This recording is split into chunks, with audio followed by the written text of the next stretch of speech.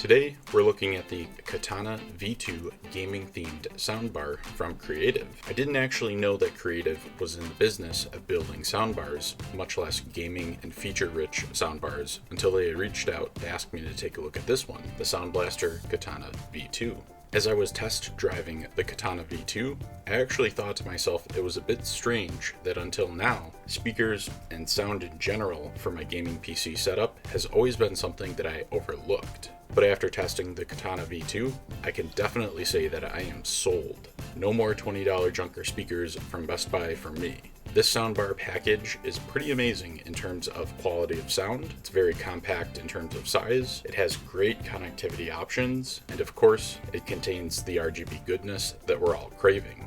The Katana V2 features triamplification, which means that the audio is being split up between 3 specific frequency ranges. Each frequency range is sent to the driver or the speaker that can best play that range. On the Katana V2, this means that the frequencies are split and sent to either the mid-range drivers, the tweeters, or the subwoofer, which are each individually designed to play each frequency range as correctly as possible for the best audio reproduction.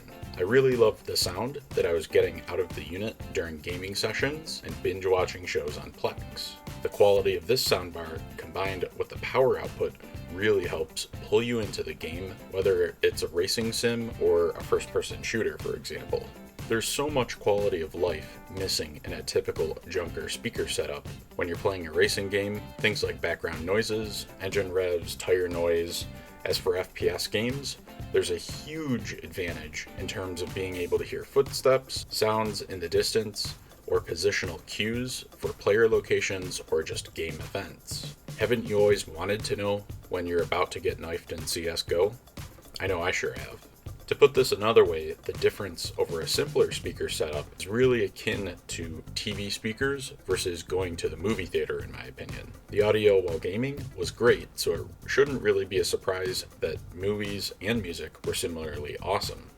In general, I felt more connected to the games I was playing, and I was having a better experience while consuming media. Having a better speaker setup was really an extra dimension to my gaming PC that I was missing in my setup that I didn't know that I was missing. Obviously, I had to crank out some aggressively policed copyrighted songs, which I can't play in the video, but I was super impressed ripping through my favorite playlists. If this wasn't enough, in addition to the overall sound quality and awesomeness from the V2 has the Super X-Fi Ultra DSP chip built into it, which allows you to plug in a 3.5mm headset and still enjoy the premium Sound Blaster experience. Any headset will work, and you'll get the benefit of the Super X-Fi Ultra DSP chip, which means a higher quality audio experience. This port does support headsets that have a microphone built into them as well. Interestingly enough, there are built-in microphones on the V2. The sound quality is okay. It's definitely going to get you by if you're facing the soundbar and relatively close, but I would definitely recommend, if you can, purchase a different type of mic setup for a better experience.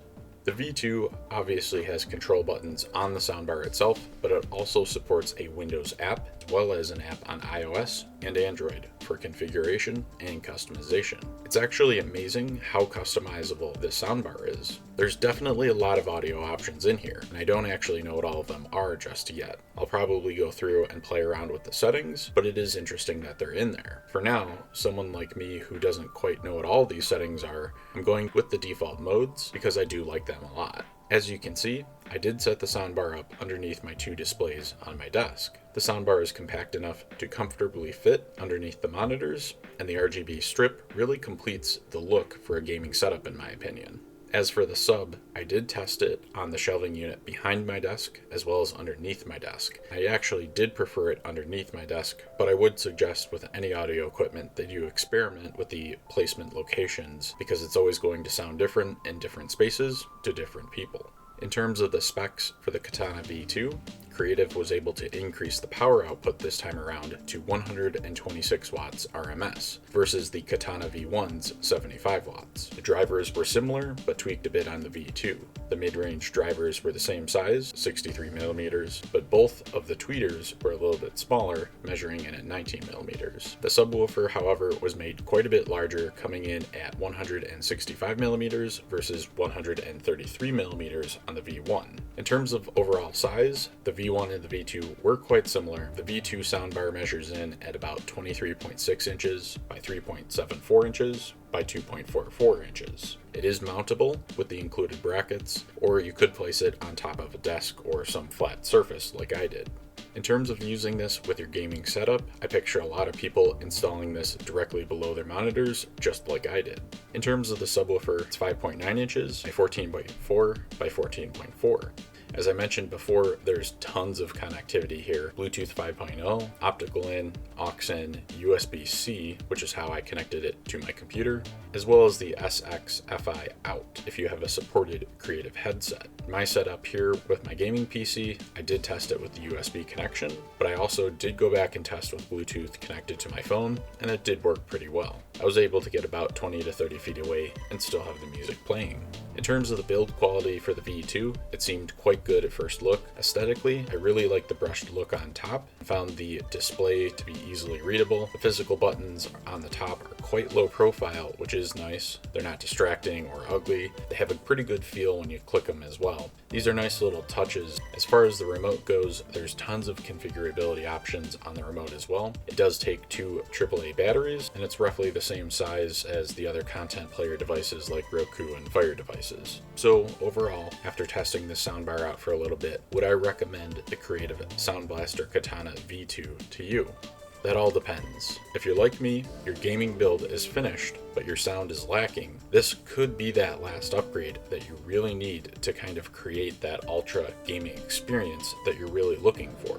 If you have an HTPC or use some type of console game streaming service on your main TV, the Katana V2 is really going to amp up that experience as well.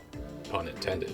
In terms of the price, while this definitely costs more than your average speaker setup or your budget soundbar setup, you're going to really appreciate the sound quality, the output power, the connectivity options, and the overall aesthetics. In my opinion, the Katana V2 is a pretty unique soundbar that truly has a place in a gamer's setup.